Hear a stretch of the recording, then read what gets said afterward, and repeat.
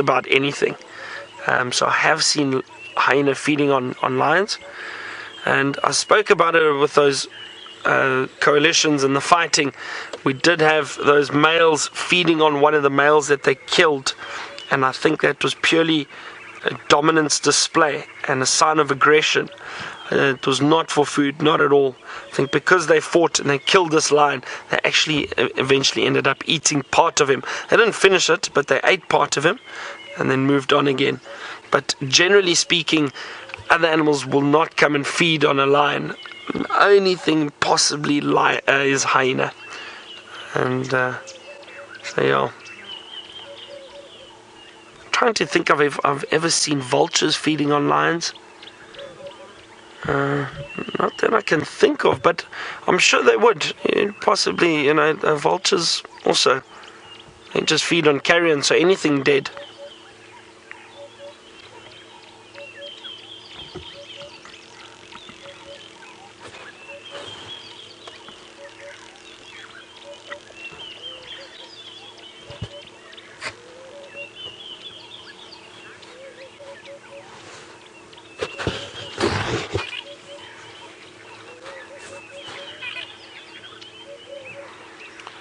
And little Xander, who's 4 years old, has just asked us an interesting question. Why do the lions like to lie on the elephant dung? So Xander,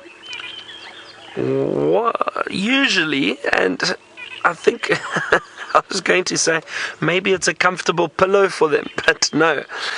Usually what happens is lions as well as leopards often like to go and rub themselves against elephant or buffalo dung. And the reason for that is because the lions have a very strong smell. So the theory is that if they rub themselves against elephant or buffalo dung, it could possibly mask that smell, which means it could hide their smell, Xander. So what they would do is try and hide their smell, so if they are hunting any other animals, the chances of them being smelt are a lot less. And that's usually why they will try and lie or rub themselves in lion dung. I think in this situation here, I don't think it was a conscious choice. I just think they found a really nice little spot in the open to lie down, and there just happens to be elephant dung around them.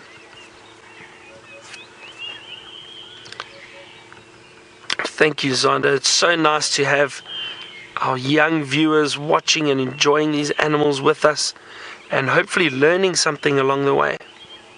Don't forget, everyone, those of you who have just joined us, if you're watching, you can send your questions through at #SafariLive, or email us questions at WildEarthTV, and we will gladly answer your questions and comments. It's always just nice hearing from our viewers. Every now and then I get a crack of a branch and leaves moving. The elephant in this drainage line, I just can't see them. It's very, very thick. They're probably about, if I have to guess, probably about 100 meters away from us. So not too far, but can definitely hear them breaking the branches as they're feeding.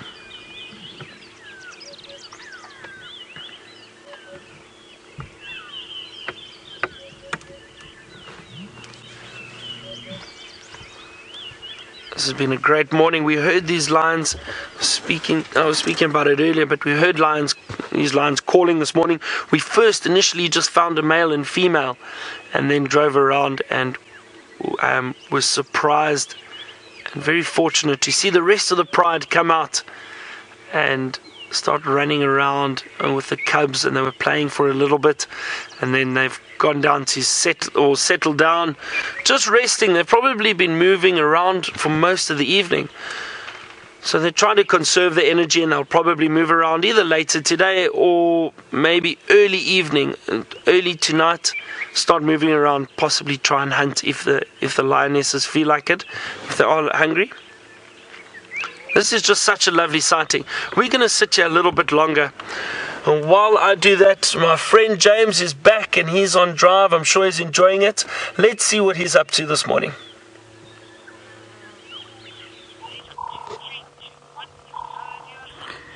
He's up to not finding a great deal, is what he's up to, everybody. But there is a crowned lapwing, and we've stopped at this crowned lapwing sighting, not a particularly unusual bird, because there are 1, 2, 3, 4, 5, 6 of them lurking around this area. And also, quite spectacularly, on that log there, a grey-headed sparrow. Liam, are you overwhelmed with excitement? Leaping for joy. He's leaping for joy, everybody. The grey-headed sparrow. Humble bird.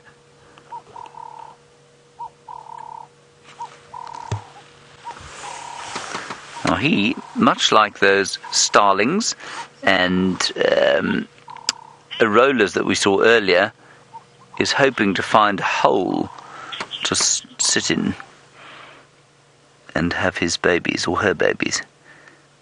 But right now looking for grass seeds. Angie, you're in Wisconsin, where I think it's probably substantially colder than it is here. And you say, what is my favourite bird call? Well, it does really depend on the time of the year. I say, as many of you will know, my favourite bird call is probably that of the white-browed scrub robin.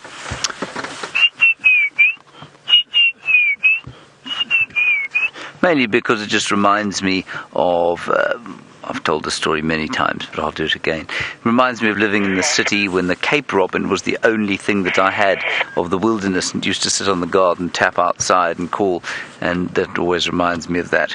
So I like the white-browed scrub robin, but at this time of the year there's so much to listen to, and I love the cuckoo sounds. The cuckoo sounds are fantastic to hear, especially the red-chested cuckoo on the deep shaded areas of those drainage lines on a hot day. I really like that call too.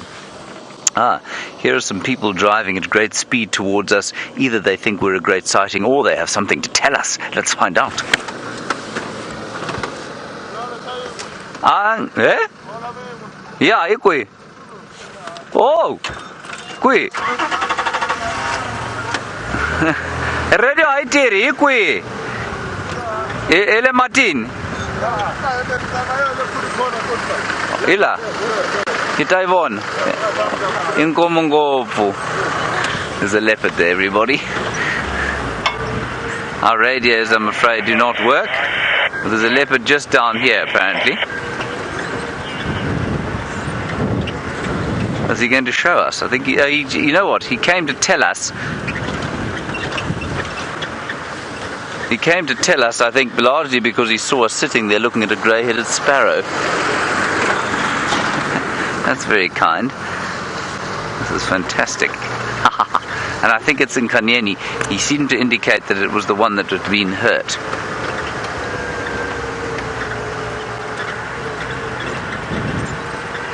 He said, don't you want to see a leopard? I said, of course I want to see a leopard. There she is. She's right there, straight in front of us.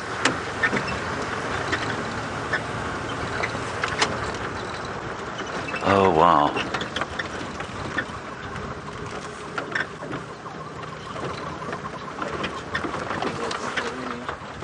Liam says he reckons that's in Kanyeni. No, it's a male. It's definitely not in Kanyeni. It's got those things behind its tail. But who is that? It's not quarantine, is it?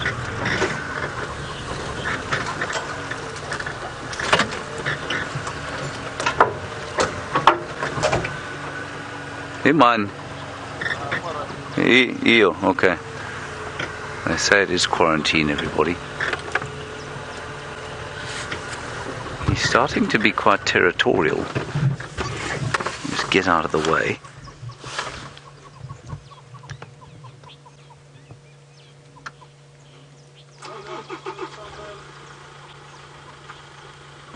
Oh, that's cool.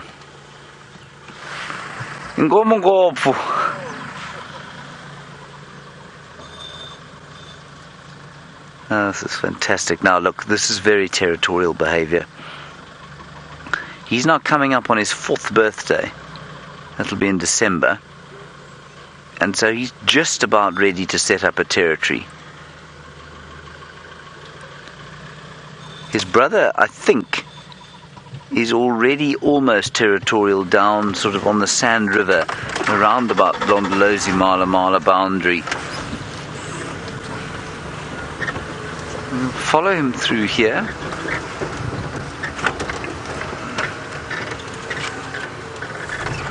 Oh man.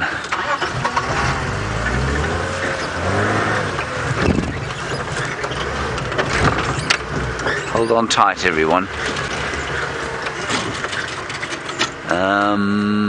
VMP? I think we'll get through here. I think we will.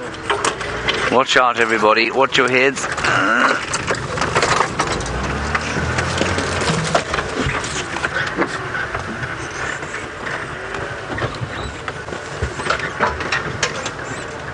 So he's just come in from the northern parts. He's come out of Nkoro onto Cheetah Plains. That's what that chap was saying there.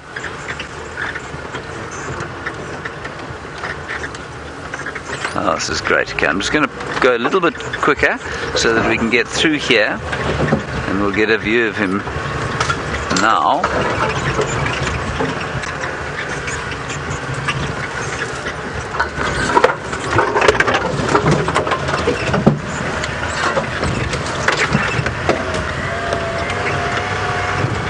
Give him some space to use that long lens.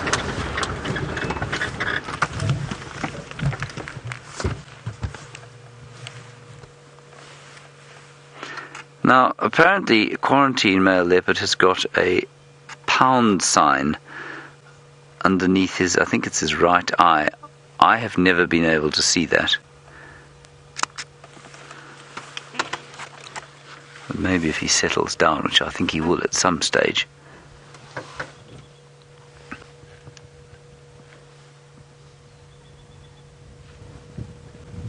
Let's just keep an eye out for Nkanyeni. She might be around here. He's walking very purposefully.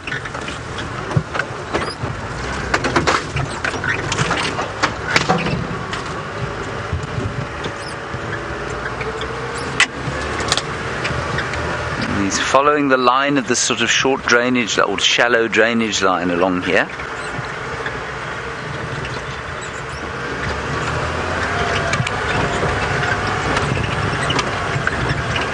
Heading towards what's known as Cheetah Plains Pan.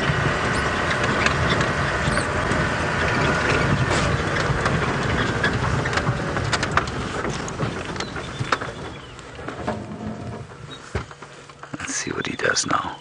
Yes, come through there. There's a good fellow.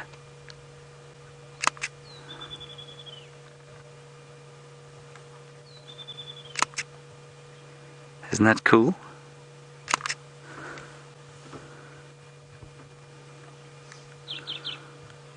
There's a sparrow just above him going toot toot toot. Yeah. Do we all agree that this is quarantine? Do you agree, VMP? You're not so sure? No, I said it looks like one. Yeah. And that quarantine's also got a scar on his back. And this guy doesn't, you mean? No, I haven't seen it. Ah, well, that'll do very nicely.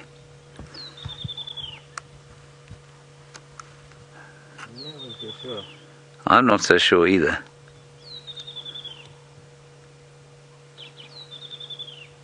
I'm not convinced this leopard's the same size. I don't think it is. He's 1, 2, 3 spots on the...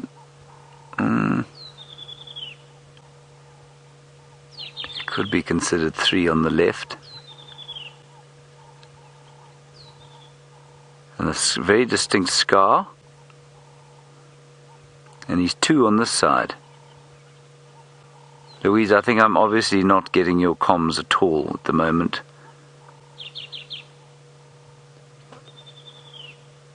Yeah, I've spent so little time with quarantine. What do you think, Vim? I don't think it is. You don't think it is? I'm going to move slightly forward.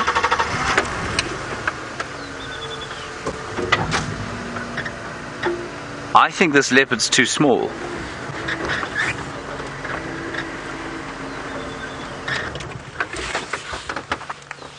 Yeah, Yeah, Lou, I'm afraid I'm getting nothing from you. My phone is on if you want to try and get me on WhatsApp.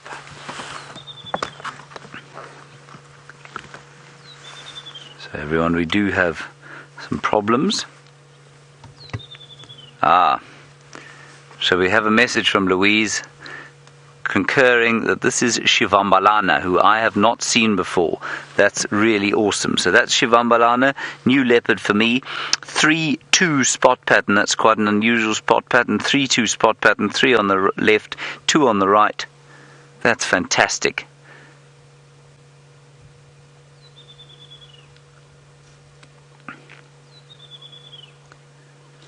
Now Xivambalana is who? Brother. He's Quarantine's older brother, hey? Well, I don't think he's as big as Quarantine. Do you? And Vem's agreeing with me. So he is now oh no, they've had that standoff, haven't they? Now Xivambalana, of course, is now probably 6. No wonder he's being territorial. This is very interesting. Maybe I'm underestimating this fellow's size, but I don't think he's as big as Quarantine. We'll try and follow him through here. It might get a little bit hairy. We should get through.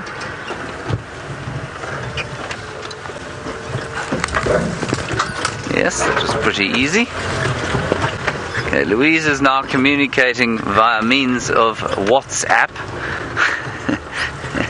That's quite amazing that we're able to do that, but we cannot get a radio signal. Something tells me that's not quite right. Something is amiss.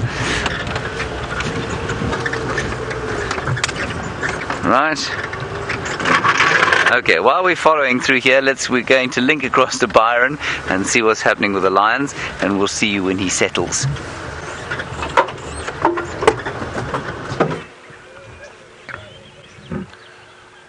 So the lions haven't really moved too much. Their heads are up. I think they're listening to the elephants breaking the branches. But what a great morning. A leopard, that's fantastic. And a new one for James by the sounds of things. I'm very jealous. For some reason, the leopards are avoiding me. And James on his first morning back gets to see a leopard. Now, I think that's just unfair.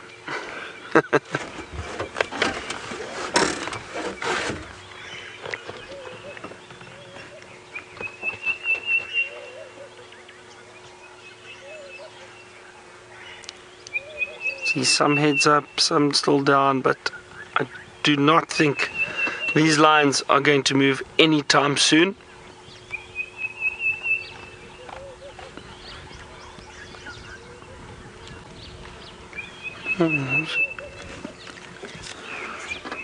Just one interesting little bird. Let me see if it did sit down or sit on a branch somewhere.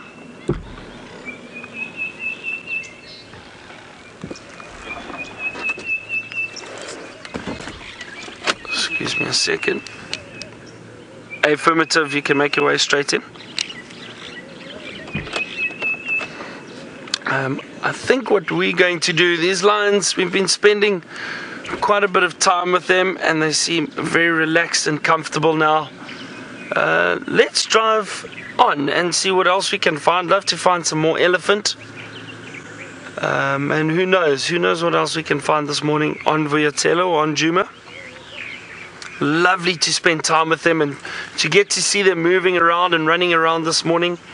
Really was a great sighting. I'm sure they are going to hang around in this area for the course of the day, and if we're lucky we'll probably get to see them a bit later, maybe moving around a little bit more.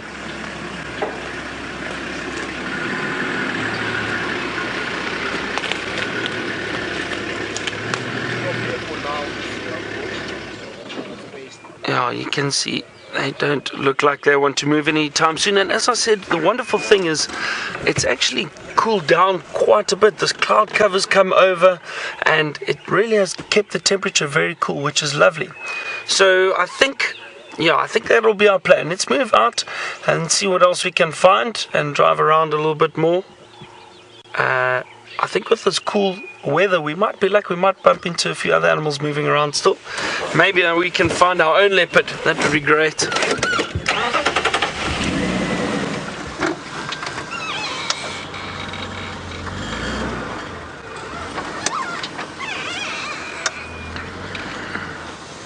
Birds calling. Is a beautiful orange-breasted bird, orange-breasted bush shrike, which was calling. Oh, hang on. Here we go. Here's another male and female. Here's the other male and female, right here. Okay, so remember I said that there was definitely the other male in this area. They've actually walked around behind us while we've been sitting there, and they've just come and lay down here, so not far from the pride, and they're also resting. Okay, so they're all together now, which is wonderful. That's really great. Okay, we're going to continue moving out though. We did have a lovely view of these lions this morning too. James has managed to stay with that leopard. Let's head to him and see what it is up to. Sorry. Okay. You're right. Yes. He's there. To the left of us.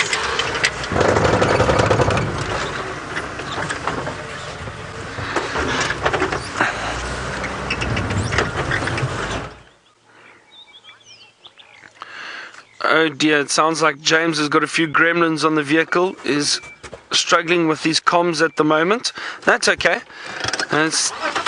Stick with us. We're going to carry on and see what else we can find. And I'm sure we'll try and get that technical issue sorted out very quickly. Just watch out here, Brian. Some branches that we need to try and get through. Yeah, right. There we go. These lions have made it difficult to get out of here now. Yeah, just like yesterday, we drove through some thick bush to find these lions. Got to dodge tree stumps and branches. But that's what a safari is all about. If you want to get to see these animals, you do have to go into some tricky areas. It's not always easy. There we go. We're out.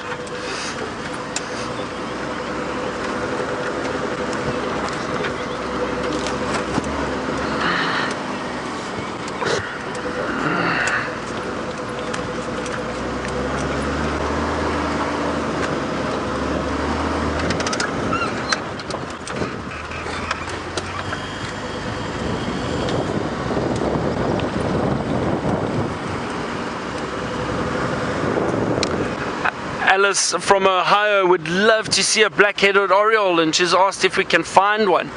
I'll try my best, Alice. Let's see. We did have a lovely view yesterday morning. We got to see one, so we'll try. Who knows? Possibly. And look straight ahead. Just after leaving the lions, we've got some impala off to the right and zebra. Oh, impala. They're all over the show at the moment. Hold on. Look here. Impala very close to us, and the zebra.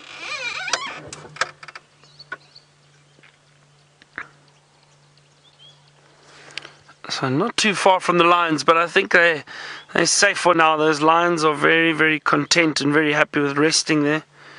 So I don't think they are in any danger at the moment.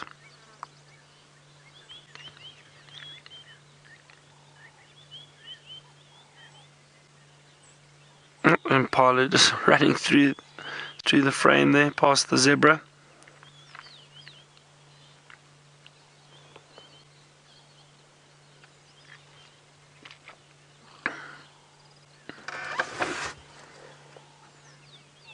Animals all starting to look healthy again. It'll still take a bit of time, but they're looking in good condition. There's slowly but surely more food beginning to grow because of the rain that we had not so long ago. So that's lovely. Good to have these green grass shoots coming out and these animals being able to feed on them.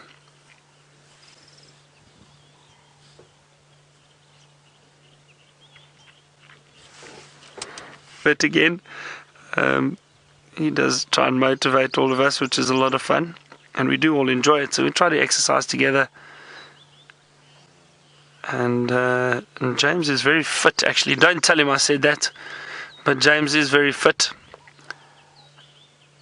And he used to practice kung fu. He says it was good for the soul and good to good exercise. And I always used to tease him because apparently you do not get belts in kung fu like some of the other martial arts. But I would always ask him and say, what belt are you now, James? So if you are watching, when you do head back to James eventually, please ask him that you've heard he's a kung fu expert and what belt is he at the moment. And I'd love to know his reaction. And Impala just moving off through the thicket.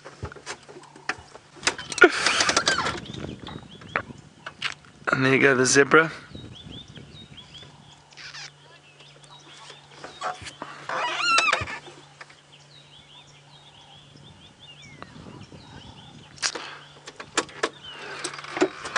So, Tony from Holland would like to know where the best place to see sable, roan and eland. So, Tony, we do get to see those antelope in the greater Kruger, but they are very rare and you don't often see them, and not really in the same area. Usually it's right up in the northern Kruger.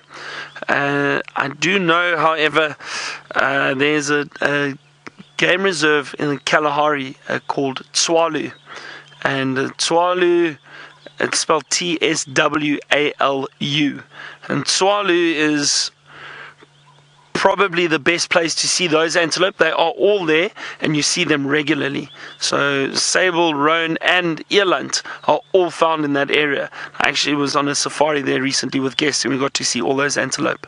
It sounds like James has got that leopard again and the comms might be a bit better, so go ahead and see what it's up to. We're live. Hello everybody. We're here in the Cheetah Plains with Xivambalana, and I'm sorry about our comms issues. We will sort them out eventually. He's stalking towards the Mala Mala boundary where there are some buffalo drinking at a pan. I think it's highly unlikely that he will try and eat one of them, but I'm just going to get round the front of him again. This is a wonderful sighting of a brand new leopard for me. I know many of you have seen him before. Please excuse my phone, it's the only way I can talk to Louise at the moment. So we're just going to leave it right there on the top of the dashboard so that she might communicate with me if you have any questions or comments, especially those of you who have a little bit of experience of this fellow. Just get a little bit around the front here. Give him a nice opportunity to film him.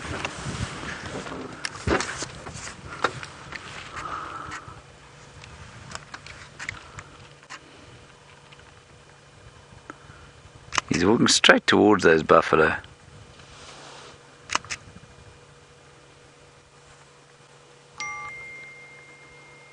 That was a message coming through, everyone. Michael, you say Xivambalana has a 2-2 spot pattern. You see, I think that could well be him. The three that I did see, one is almost completely indistinct. So yeah, I still think it is Xivambalana. There are two very obvious spots on either side. There's one very, very, very small one that I suppose could easily be argued was a whisker mark rather than an actual spot. There, the buffalo, you can just see in the distance in the front of us. And unfortunately, we're about to hit the boundary, everybody. But that's okay. We've had a wonderful sighting of it. Well, I know that you haven't had a very long sighting with him.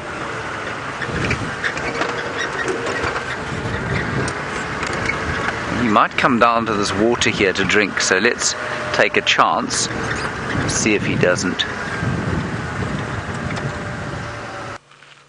He's just checking the road. You see, he's been very well brought up, obviously, by the Queen to look left and right before he crosses the road.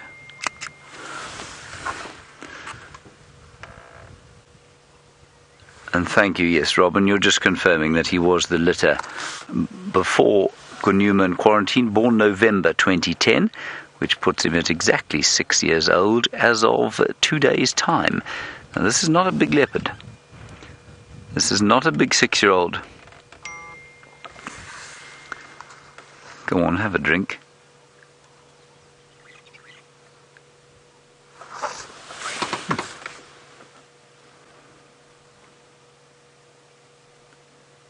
This is so cool.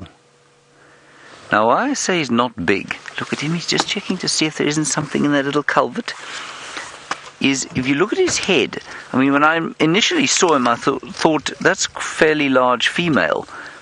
And his head, he's got no dewlap, which means that that flap of skin underneath his chin is still quite firm, which is unusual for a male of 6.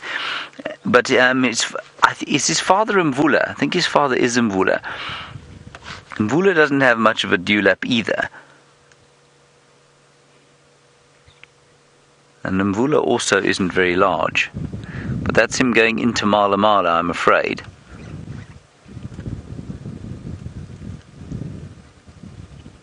Shame there was a Mala Mala ranger here just fairly recently, and he was looking about as desperate as we were.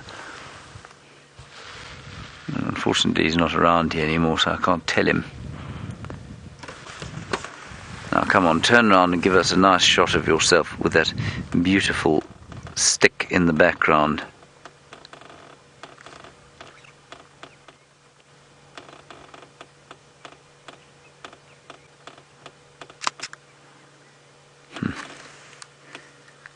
Isn't he lovely?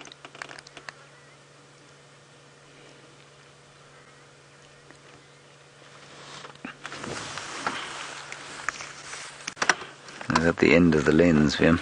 There you got a bit more. Vim's keeping his powder dry, everybody. Yeah.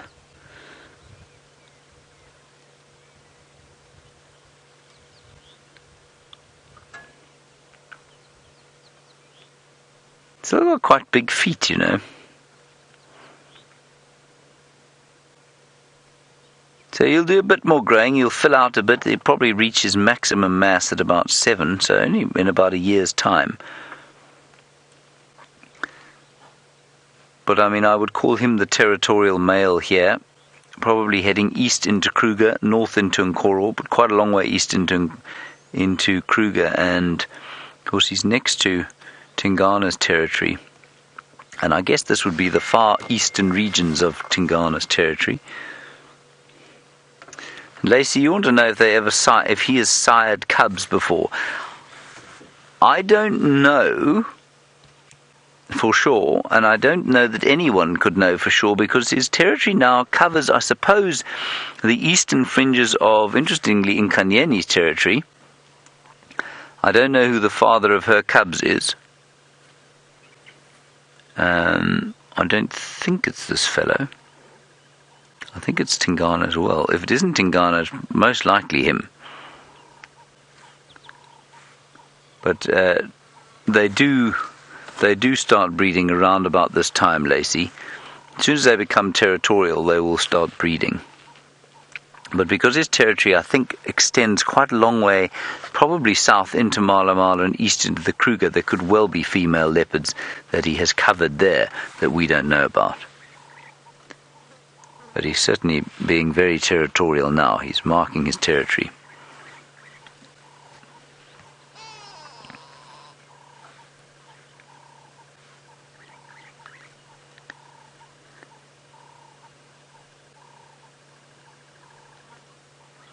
Well, that was marvellous. Very nice. Well, what we'll do now, I think, is probably head back towards Djuma along the southern boundary of Mala Mala and just see if maybe Nkanyeni and Quarantine are somewhere around here. Very cool indeed. That will also, of course, give us some more radio communications. There we go. We have nothing further from Louise Pavid at this stage. Good. That was a nice surprise, wasn't it, Viam? Yes. Liam actually spoke there, everybody, which means that he's deeply excited.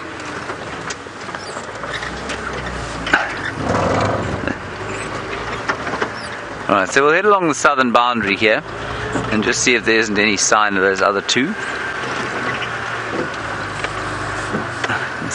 That's They eat fish, they eat medium antelope, they've been recorded killing giraffe, they've been recorded eating termites, frogs, you name it. If it's made of meat, they will eat it. They'll eat rotting flesh, they'll eat fresh flesh. Some wonderful images I saw recently on a trailer of a soon-to-be live Nat.Geo production of leopard actually killing enormous catfish. It's amazing stuff. Right. Viewers desperate to know what kung fu belt you are. Byron told them to ask you. Right, well, Byron, of course, loves to ask me that because he thinks it's very funny that I, at the late age of 38, I think I was 37 at the time actually, took up kung fu, which I did for a year, and it was me and a number of 8-year-olds in the class. And he loves asking what belt I was because, of course, in Kung Fu you don't get belts. You move from different levels as you do in all the martial arts, but we didn't have belts out here. And so he thinks it's very, very funny to ask me regularly because I used to get so irritated by being asked that question. Suffice it to say that I was not exactly, I wouldn't describe myself as having achieved the levels that Bruce Lee did, for example, or Jackie Chan, both of whom were excellent practitioners of Kung Fu. I shall punch Byron in the face when I see him next. You see that, Vim? That's cool. It's like a panda bear. Just like the panda bear, exactly, yes.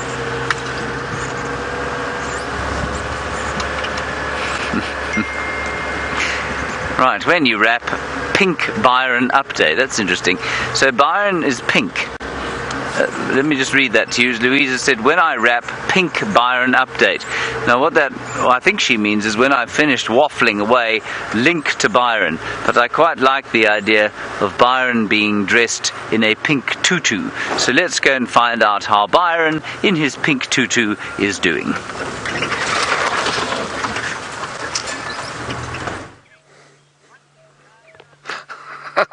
James, I don't have a pink tutu. I do have a tawny eagle, however. Look at this beautiful bird sitting up in the tree. I'm so glad you were able to view that leopard one last time while it was walking through the clearing. That's amazing. And really, really fantastic. And you see, I told you James would get upset about his belt.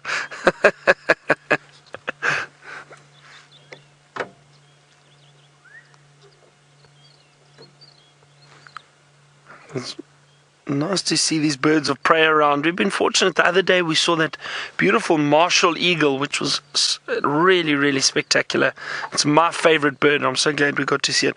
But even these tawny eagles, you can identify a tawny eagle fairly easily. The beak or the cere, which is that section around the you could call it the nose of the eagle. Oh, it's being mobbed there. Let's see, was that drongo? It was indeed a fork-tailed drongo that was just mobbing the tawny eagle there for a second. And also, tawny eagle also seems to look... There's the drongo on the top left-hand side of the tree. There it goes. The tawny eagle always seems to look a little bit scruffy. Its feathers always seem to look... Watch, is it going to take off? See, it always looks like the feathers are ruffled a little bit. And also the gape, the section of the beak extends quite far back, almost just beyond the eye. And that is little signs that we look for to identify these brown eagles, because a lot of them do look fairly similar. Oh, there we go. Wonderful.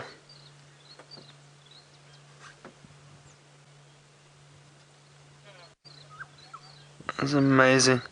And again, Brian with his bird filming, just incredible.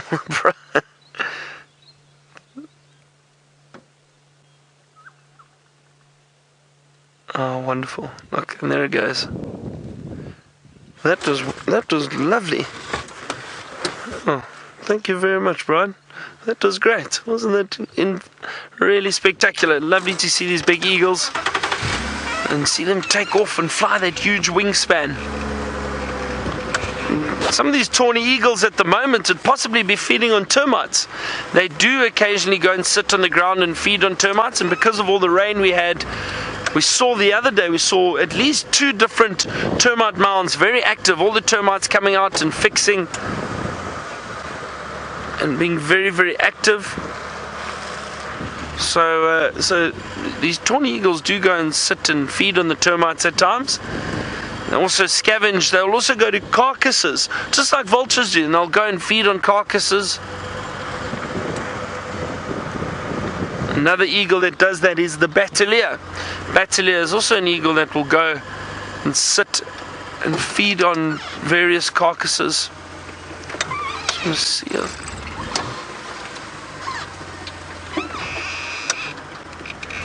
Thought I saw a nice big dung beetle for you, but I didn't, unfortunately.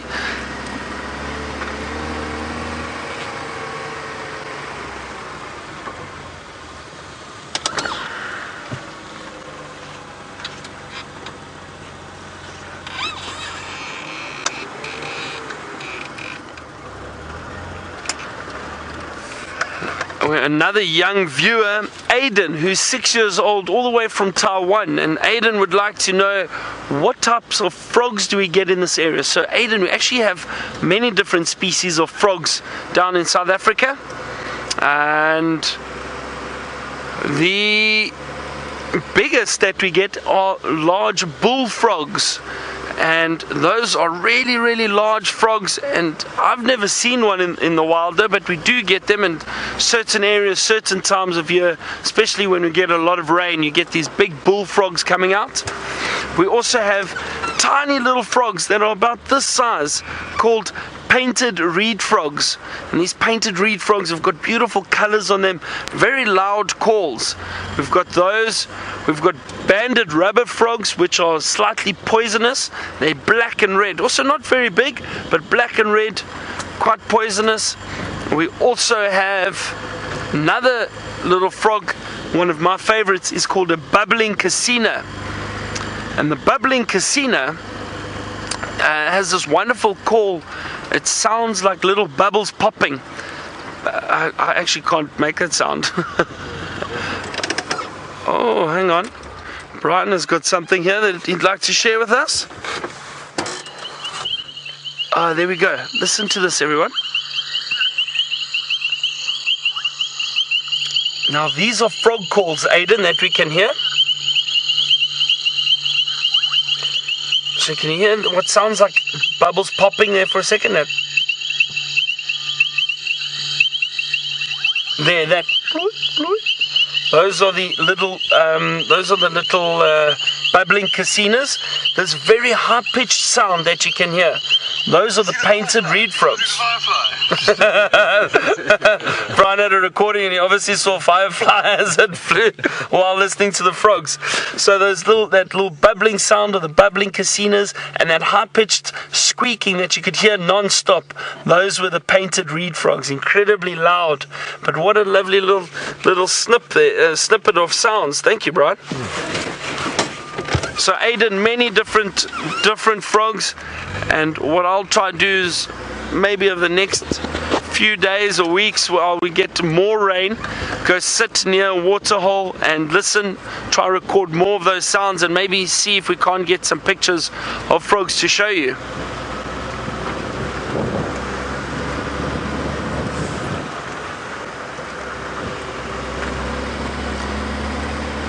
The sun seems to be peeking out. Looks like it's burnt off that cloud cover that was around earlier. Oh, hang on everybody. I can hear a Diedrich cuckoo. And it didn't sound too far. Let's see. Okay, let's see. Come, let's try to find this bird. The Diedrich cuckoo. Okay, I think it's a little bit further away from us. Hang on. I'm just going to reverse a little bit more. Let's just see if we can find it. It's a beautiful cuckoo, but very tricky to see. And a few of my friends were teasing me the other day about my Diedrich cuckoo call. They said it was terrible. Alright, let's have a look here. Just going to scan these big trees.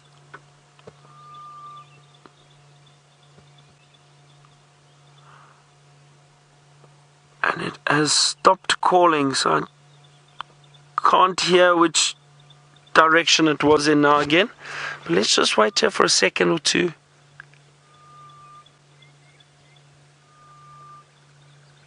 Some wonderful sounds. There's another bird that I can hear calling, and you might be able to hear it too. It's called the grey-headed bush shrike, and it's going.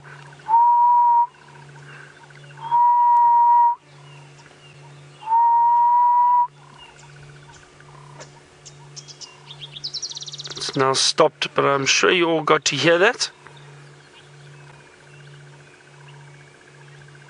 So many birds around. There we go, it's calling again. Listen.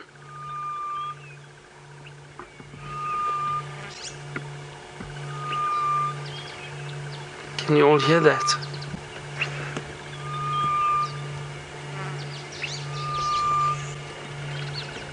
So that is the grey-headed bush shrike. Let me quickly show you in my bird book what it looks like. Just hang on, let me find the page, but listen to that bird calling.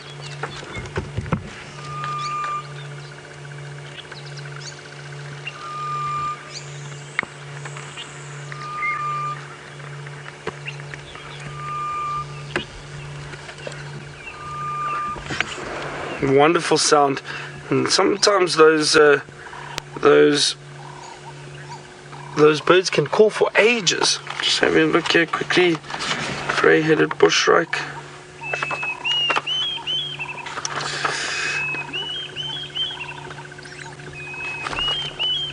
Alright, I've got it here for you, everyone. Have a look at this beautiful bird. And the Diedrich cuckoo is calling again. Okay, so the grey-headed bush shrike is this beautiful one down here. Look at that, beautiful colors. The bird book doesn't do it any justice, but it's got this beautiful greenish back, yellow underparts, a slightly rufous to reddish brown coloration on the chest, and that grey head, that very prominent grey head. And interestingly, in Afrikaans, which is one of the local dialects here, which stems from Dutch origin, and Afrikaans, we call that bird the spookvoël. And spookvoël directly translated means the ghost bird. And I think it's because of that call, that. And for some reason, they probably thought, well, it sounds like a ghost would sound like a haunting. And that's that grey-headed bush shrike, the spookvoël. Lovely to hear it. Can't see it. I think it's down in the thicket there somewhere. But lovely to hear these birds. The Diedrich cuckoo flew off. Can't hear or can't see where that went, but it did move further away from us. Let's have a look again.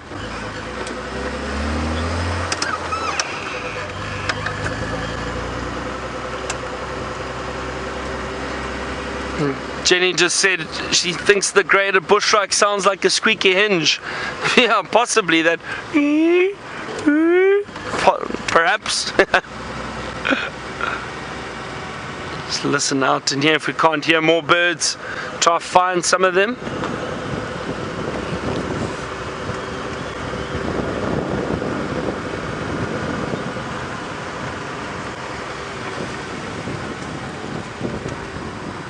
Can hear those cuckoos again. Aaron from New Zealand wanted to ask us, do we have any species of cuckoo shrikes on Djuma and in this area? We do, Aaron. I'll show you now.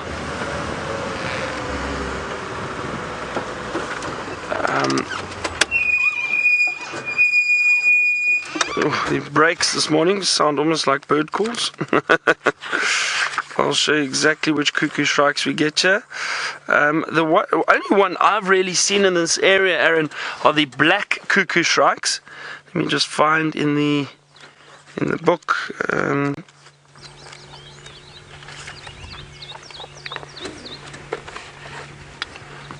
There we go. Alright, so Aaron, if you have a look, these are the black cuckoo shrikes, these three down here, and that's a male, and look how different the female is below. Yellow coloration with that barring, and I've seen black cuckoo shrikes around this area. Oh, listen to this bird, everybody. Hang on. Can you hear that? It sounds like a horse galloping.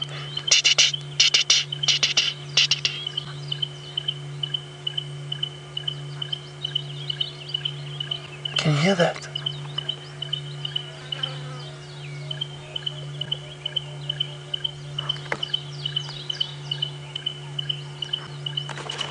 Let me show you what that is. So Aaron, so just getting back, we do have grey cuckoo shrikes, but more along the coast, down in the western coast, east coast of South Africa. The other one we might get up here is the white-breasted cuckoo shrike. Sorry, let me just put it back here. The white-breasted cuckoo shrike, that one over there. I've not seen that before. So, but it's a possibility they do occur around here, but I've never seen them.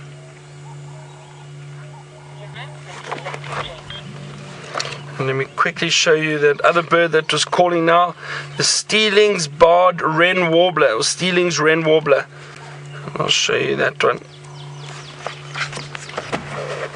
And that's this little bird at the bottom here. It's Steeling's wren warbler. Tiny bird and not easy to see, but you hear them calling quite regularly. And they've got this call which sounds almost like, the best way to describe it is like a galloping horse.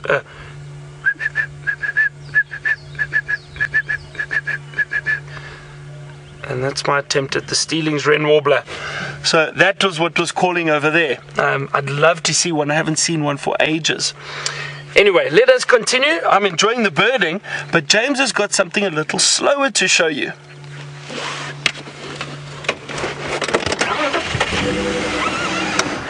Right, sorry, we have a tortoise here, everybody. We did have a tortoise, and now there's a car coming.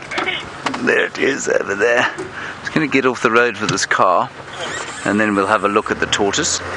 It's a speaks-hinged tortoise.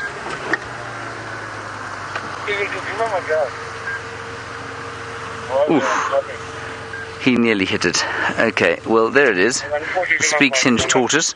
I'm not going to get off the car. I did get off to try. In fact, I'm the reason it has stones on its back. One small stone. I was lying on the ground next to it. But unfortunately VM couldn't copy Louise, so he couldn't come live, so I had to get back in the car, and now the tortoise has got stones on his back and he's very cross. But you can see his hinge quite clearly. There it is, at the back. That sort of crack in the carapace. And he would have come out of a termite mound after the last rains and will be looking for a mate, perhaps. Yeah, he's got his one stone off at least. It looks like he's carrying a heavy load there. I was just trying to sort of disguise him slightly, everybody. He was standing in the middle of the road. And in the background I can hear the call of the Steeling's barred warbler.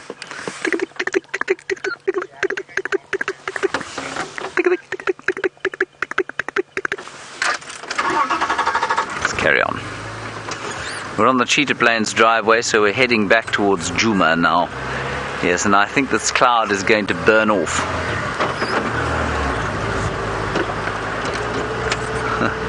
Byron says apparently that I've lost the plot because I put a stone on a tortoise. Well, I'm not sure Byron ever had the plot, really. The plot? And VM is now very surprised that there's a plot at all, you see. I thought that was another tortoise, but it isn't. It's a piece of elephant dung. Good. On we go. Some magpie shrikes calling.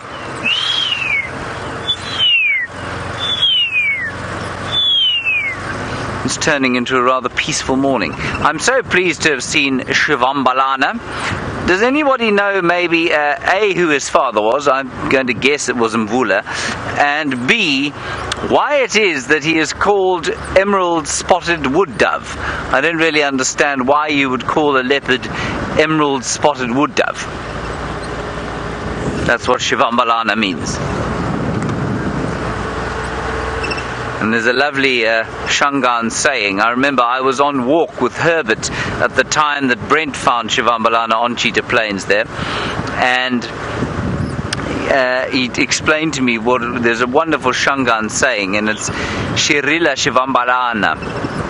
And apparently Xivambalana's father was the Jordan male. Thank you, Karen, for that. I'm interested by that, I must say. But something going on up ahead. No, there are people out of the car. It's okay. But so if you say Shirila Xivambalana, it means that you're crying like an emerald spotted wood dove. And if you've ever heard the mournful call of the emerald spotted wood dove, you'd see why. It goes doo, doo, doo, doo, doo, doo, doo, doo, doo, doo, doo. Right, Byron has got an animal other than some people having coffee up front, so let's head across and find out what it is.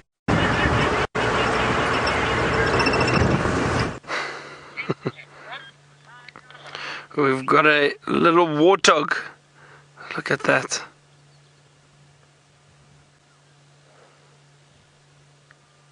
I think I'm going to have some stern words with James. Putting stones on tortoises. It's naughty, James.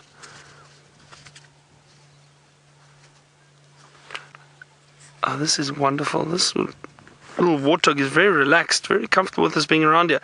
It's a young one. You can see it hasn't really got large tusks yet. It's a young female. I wonder if there aren't any others around that perhaps we haven't seen yet.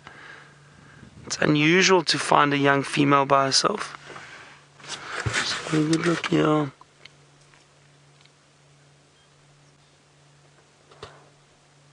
You can see that long white hair on the side of her face, and that's to deter predators. It looks like she's actually got very large tusks if they do look quickly, and that is one of the defense mechanisms, obviously those tusks. But you can see she's got very small tusks at the moment, but with that long white hair it looks like she may have really sharp, bigger tusks.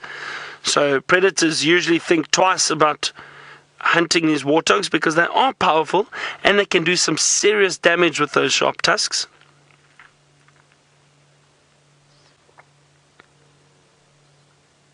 But it is very interesting to see her by herself. And have a look at how she's feeding. Getting that snout and that mouth right down to the ground. They feed on very specific grass shoots and roots. So all this little greenery that we've got coming through at the moment is perfect for the warthog. And they love feeding on all of this grass. Interestingly enough too, the warthog are indicator species, which means they will show us or indicate if there is something going on, and what they indicate is drought.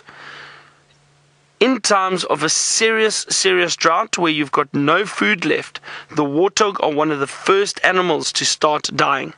This warthog actually looks in good condition, and it's because of all that green grass that has come through over the last 2 weeks or so.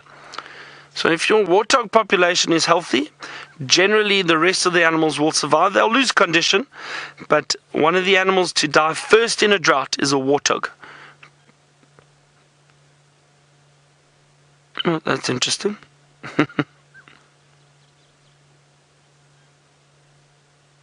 Just urinating over there.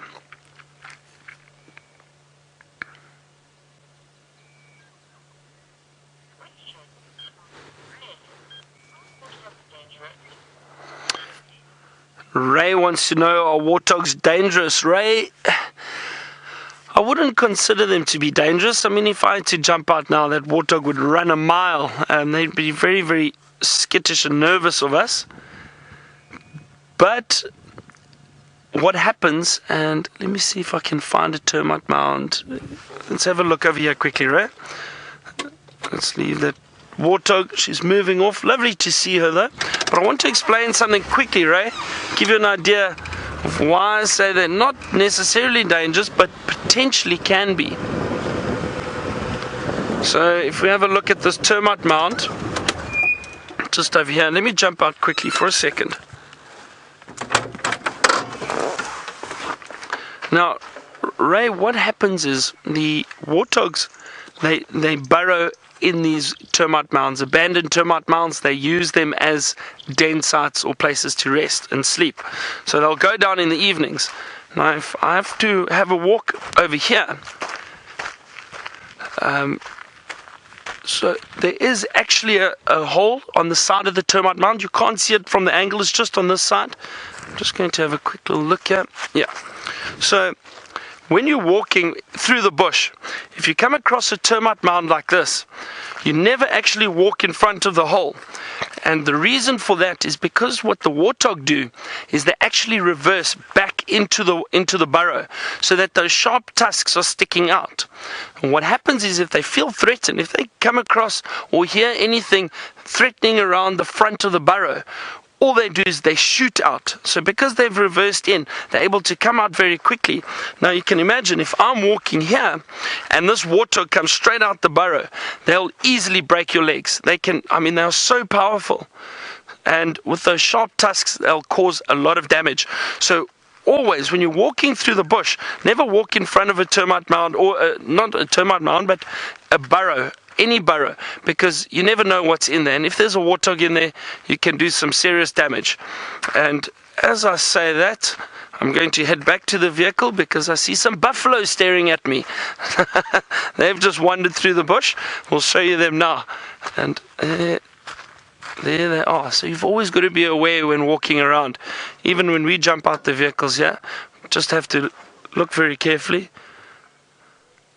One or two things are snorting at me around here, and I think there's a zebra up ahead. Have a look straight down the road. The zebra are alarm calling at me. Just gave a little snort. Let me jump on.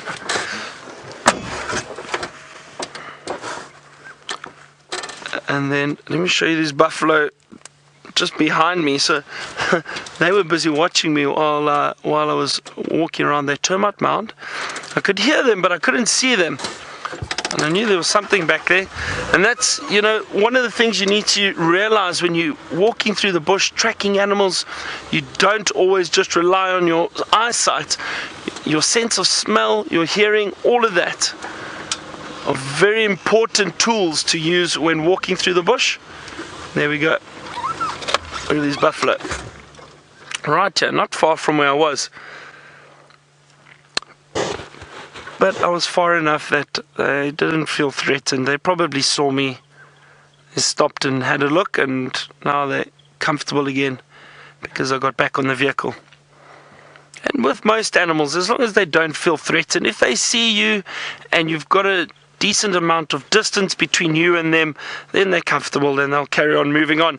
Usually, most of these animals will choose to move away anyway because they are, at the end of the day, they are more afraid of us than we are of them. But in saying that, we do have to be careful, and if they do feel threatened at any stage, they will protect themselves and they will charge. So we are always very, very careful.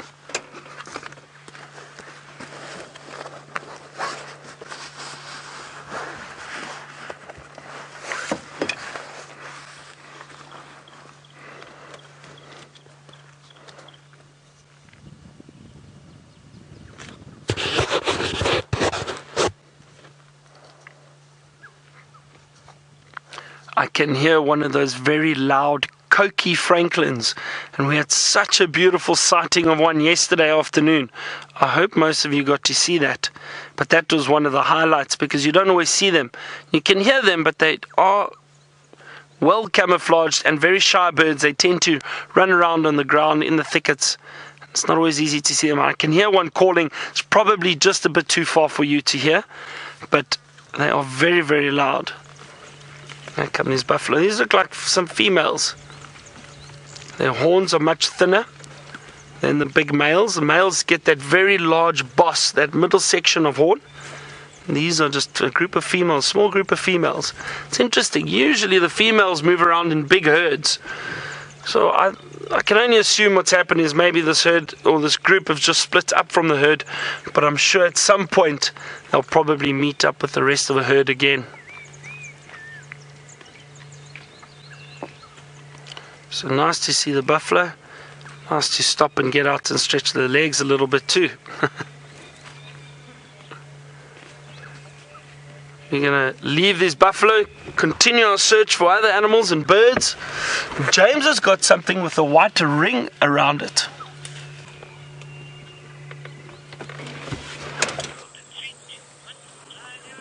Byron is telling you a gross and foul and contemptible untruth, everybody. There is an impala, but there is a waterbuck as well. There it is. And there is its bottom ring.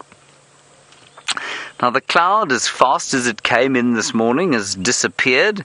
We are now staring down the barrel of our 100-degree day, which makes me quite nervous. I'm quite pleased the final control is air-conditioned and very close to the camp.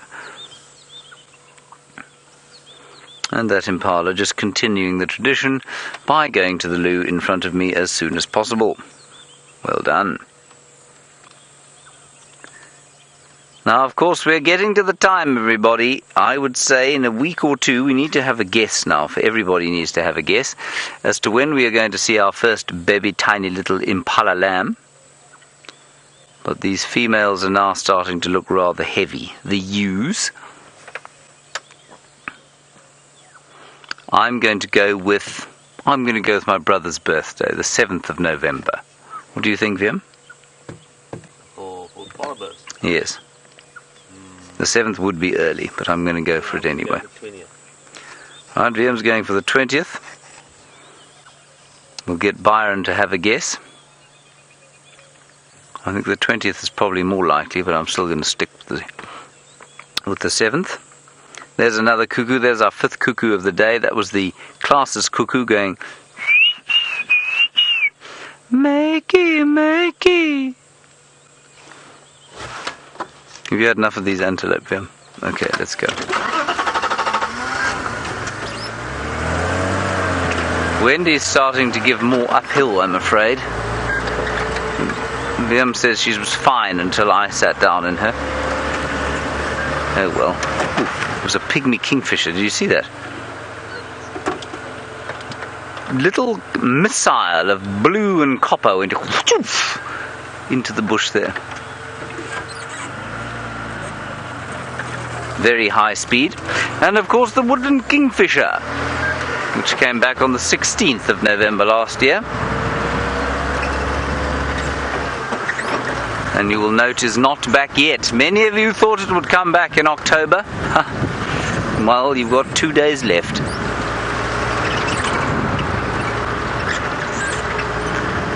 I can imagine that they're heading south as we speak, though.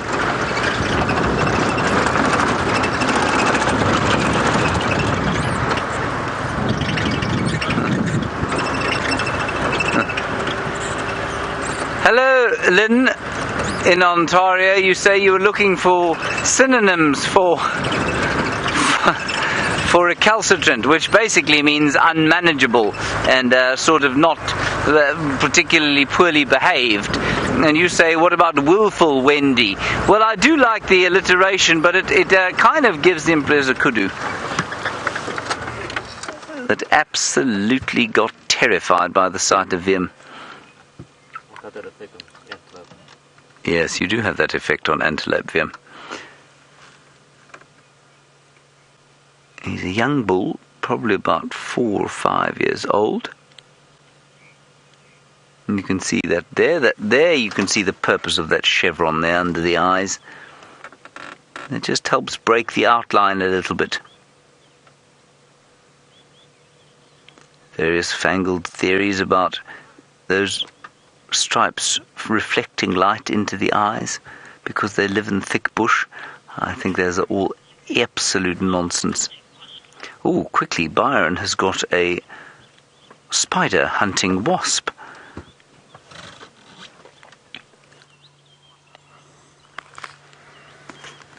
Yes, indeed, a spider hunting wasp. Look at that, everyone. That is fascinating.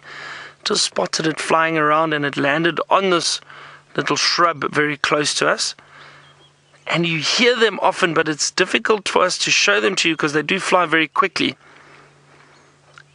And these are incredible little creatures. So what they do is these spider hunting wasps will find usually spiders, obviously because of the name, but they find large spiders, especially baboon spiders, which we get out in this area, very large spiders, and they sting them. They'll attack them and sting them, and what that sting does, the venom, actually paralyzes the spider. It doesn't kill it, it paralyzes it.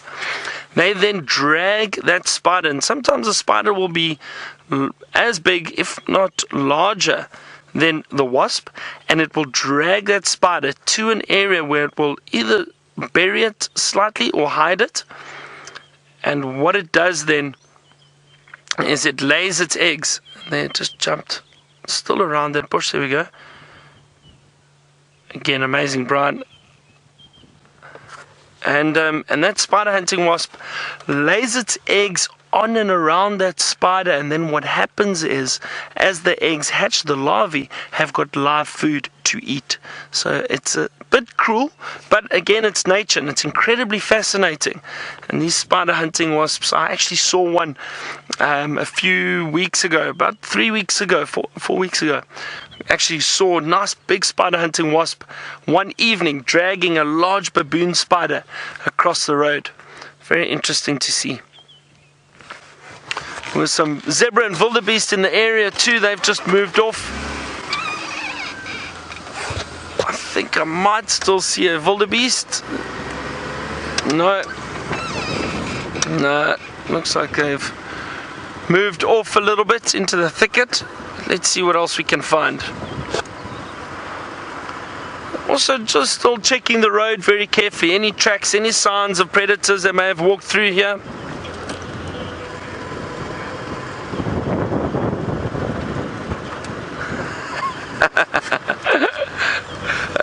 Dana has asked if we hire Byron, or if you hire me as a guide, do I charge extra for my bird imitations? Dana, for you I'll do them for free, don't worry.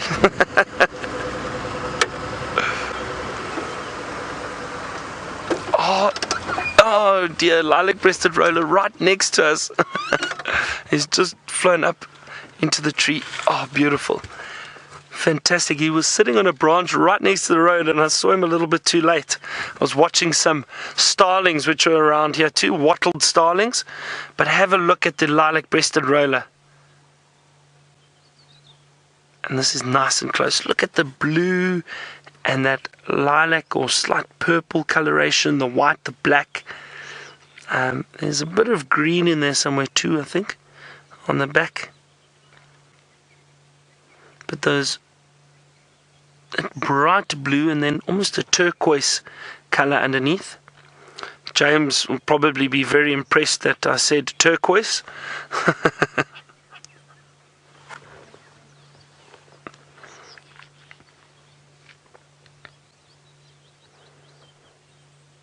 So those of you who don't know, James actually trained me when I started guiding. So if I don't know anything or I get something wrong, you know exactly who to blame. And so I've known James for many years, and we've become good friends. So it's so wonderful to be able to guide with him again out at Safari Live. But isn't this a lovely... Oh, that it was going to call for us. A very harsh call. There we go. Preening, cleaning itself.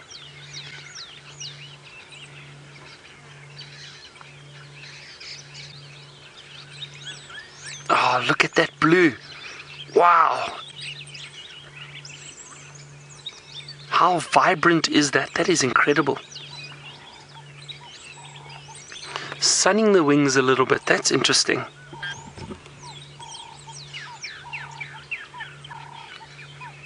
Don't see this behavior often from birds, and never mind a lilac-breasted roller that's got these beautiful colors to show us. All we need now is for him to take off, start calling, and do a display for us. Now that would be wonderful. The aerial display of the lilac-breasted roller. and then you can see why they are called rollers. They've got this beautiful rolling display that they do.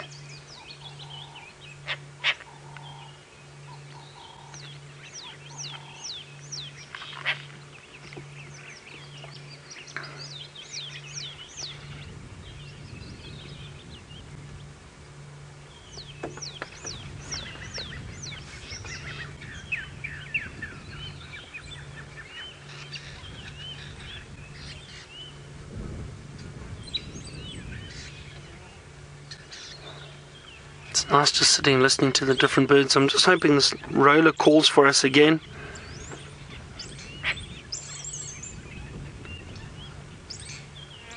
And it's also so great that he's sitting so close to us. Just preening himself. I mean, often these birds do tend to fly away quite quickly, so to sit and watch them closely. Look at that sharp beak of the roller. Isn't that incredible? Now, they generally feed on insects, but I once came across a lilac-breasted roller that had caught a little mouse. Isn't that amazing? And we watched it for about 5 minutes. It caught the mouse, and it managed to kill it. What it was doing was knocking it against a tree stump, killed the little mouse, and then tried to eat it. But it got it about halfway down and then realized its eyes were a bit too big for its beak, and it couldn't swallow the mouse. It was far too big for it, and so unfortunately it spat it out eventually. But it was very interesting to see. I'm sure something else then came to feed on it. Oh dear, oh dear. Good morning, James. There's a bird here we mustn't frighten away. There, everyone, is a lilac-breasted roller, and you will note that it has the colour turquoise on it. I'm so sorry, everybody, that you've got to put up with James and I for the next few days. Beautiful.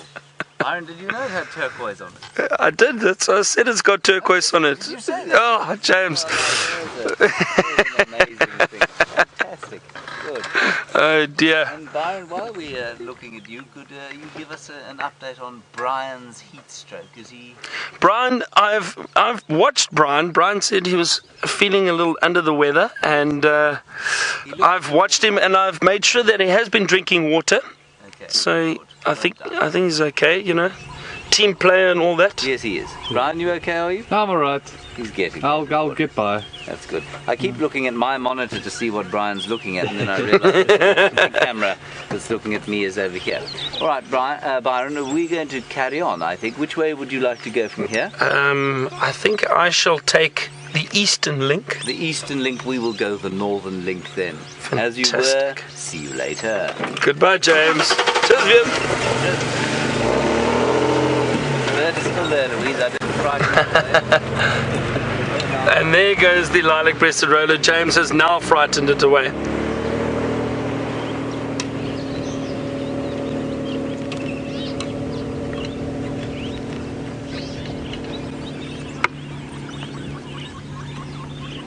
So Michelle would like to know how big, more or less, was that lilac-breasted roller. So if it was sitting in front of me, Michelle, probably be about that size. Yeah, probably about that.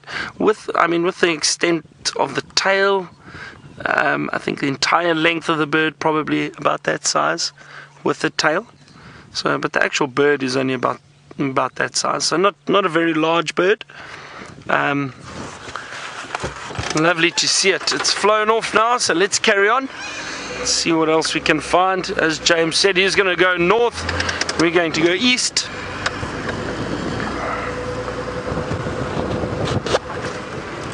Alright, so while we're searching, head back to James and see if he's got anything else for you to see.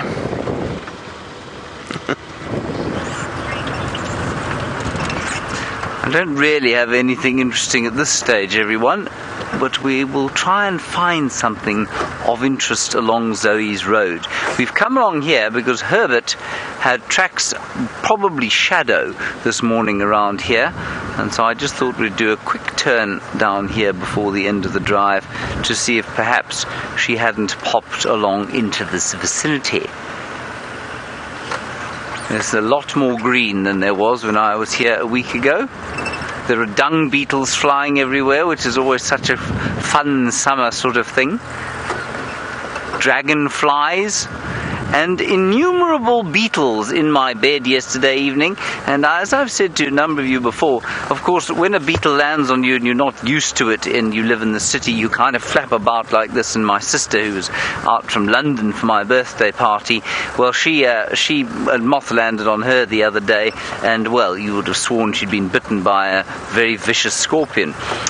But once you get used to it, there are some impala, you start to embrace it. So you lie in your bed at night, you're unable to put any kind of covering on you because it's too hot, and the beetles crawl all over you, and it becomes a kind of pleasant sort of tickling sensation, which I'm sure to many of you would seem very distasteful indeed. But it's quite a nice way of getting to sleep on a hot summer's evening, the tickling of the various beetles. There's an impala.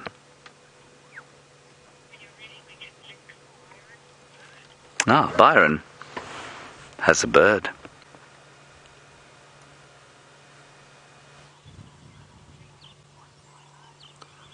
I do indeed. It's a black-bellied bustard, everyone. Bustard spelt B-U-S-T-A-R-D, the bustard. And it's just hiding through there. We caught a glimpse of it moving through the thicket. They're very secretive birds. They usually, they are ground-dwelling birds, and you can see how well they blend into the foliage.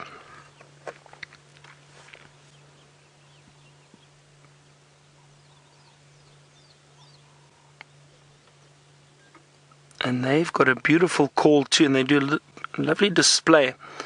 So the black-bellied bustard will often, the male will go and sit on top of a termite mound, usually to get a bit of a vantage point and to make sure that his call extends further than it would if he was just on the ground and around the trees. And as they call, they also drop their necks and then pop it back up again. And the call, oh dear, the call of the black-bellied bustard sounds something like this. It goes, "Wah." That's exactly the sound of a black-bellied bustard.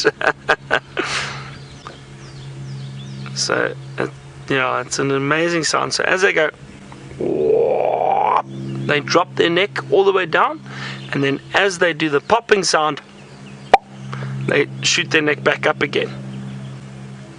Wonderful call if you can see it. It's very interesting. But this one I don't think he's going to call for us because he's just moving through the thicket. As I said, you usually need to find them sitting on a termite mound somewhere, and then that's when they do their territorial call or mating call to attract a female. I'm sure we will see some, and you probably have seen in the past. You've seen some black-bellied bustards, yeah?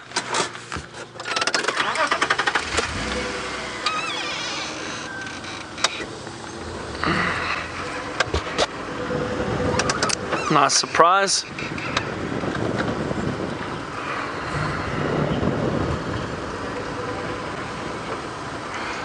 Maria has asked, is that bird smaller than an emu? Much smaller, much smaller. Maria, the only bird that we have around the size of an emu, it's actually bigger, is the ostrich. The ostrich is the largest bird in the world. But an emu is obviously much larger than that little koran. That koran standing, or that bustard rather, is probably about that size. So to give you an idea, Maria, much smaller than an emu.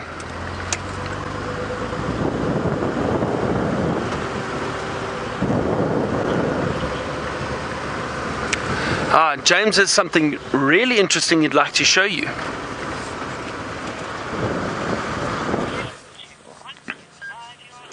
That impala that is chewing its cud quietly in the shade there I don't believe is long for this world. You can see it's very skinny indeed, and I think that's a function of an infection that it has. And it has an infection because of a very nasty wound on the back right hand leg, which of course we can't see now because it is turned around. But that said, I saw this thing before I went on leave. I think it had a horrible injury. You have seen this, hey Viam? Yes. And Viam's also seen it before. And I think that it is probably recovering, but I think the fact that it's so skinny compared with the others has to do with the fact that there was an infection that I'm sure it's probably getting over now. And I always find it so interesting, when we as human beings get sick, we're told to lie in bed and not do anything at all. You don't have that option here. You must keep going, otherwise you will die. And I think sometimes, obviously, as humans, we have to lie down if we're not feeling so well. But sometimes maybe we should just carry on and our bodies will deal with whatever it is that we have.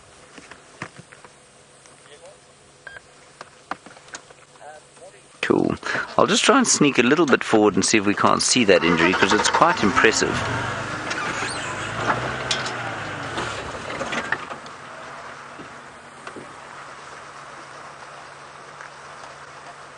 Liam's going to have to contort himself into a very spectacular angle. Now this here also, everyone, while I wait to see if we can get a decent angle, there we are. I suspect that was from a lion or a leopard's claw. Either that, or what's happened is it was running past a thorn bush of some sort while probably trying to escape from a predator, and it got caught and snagged. And like most animals out here, if they get snagged on anything, they panic and they just start to thrash. And that will result in quite severe injury. Yes, it really has got a proper feeling of summer about it now. There is still a little bit of a cooling breeze coming out of the southeast, but that will stop sometime during the day. And we will start panting heavily. We will start gular fluttering like a number of other birds out here.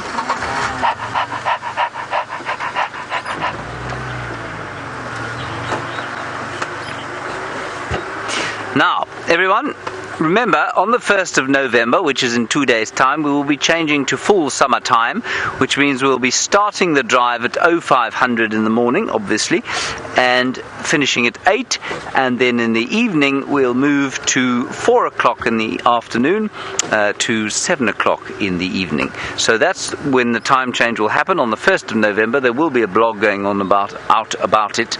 There will be a blog going out about it, yes, very soon, and that will explain it all to you. I think it'll go out later today. So that's when the time changes are going to happen, and that'll give us a little bit more cooth and a bit more dynamic in the light. Okay, thanks very much, everybody. That's going to be it from Viam and I.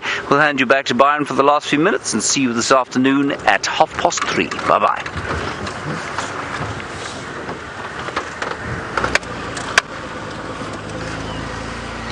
Thank you very much, James. Always great to have you out and drive with us. And Brian and I are still looking around for anything else just before we leave you.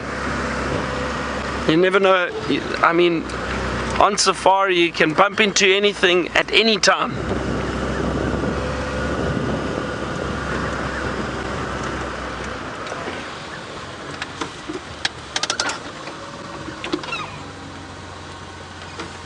Nikki from Johannesburg has asked, sorry, I just missed the beginning of the question, and she asked if I could do the call of the grey go-away bird.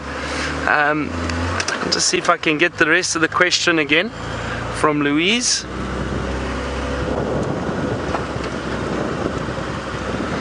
Nikki, the grey go-away bird is indeed the same as the grey lory. The old name was grey lory, and the new name has been grey go-away bird for some years, for some time now, for quite a few years. So let me quickly try to do the grey go-away bird call for you, and it sounds like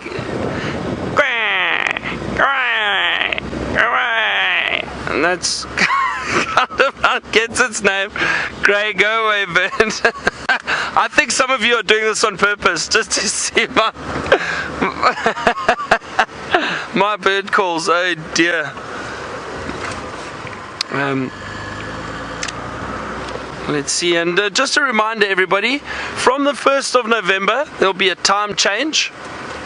So we'll be going out half an hour earlier in the mornings. So we will be live from 5 a.m. Central African time, and in the afternoons we will be going out half an hour later, and that will be 4 o'clock in the afternoon, 4 p.m. we will be heading out on our afternoon or sunset safari. A big thank you to the ladies in final control, Louise and Kirsten, for this morning, and thank you to Brian on camera and the thumb, and I hope you have all enjoyed this morning with us. Thank you for all the comments and the questions. It really has been an amazing morning. Lions, leopard, a lot happening, so we're very happy. It's been a great morning. Thank you, and don't forget to join us on our sunset safari this afternoon. Have a great day wherever you are around the world. Goodbye everybody. Thank you.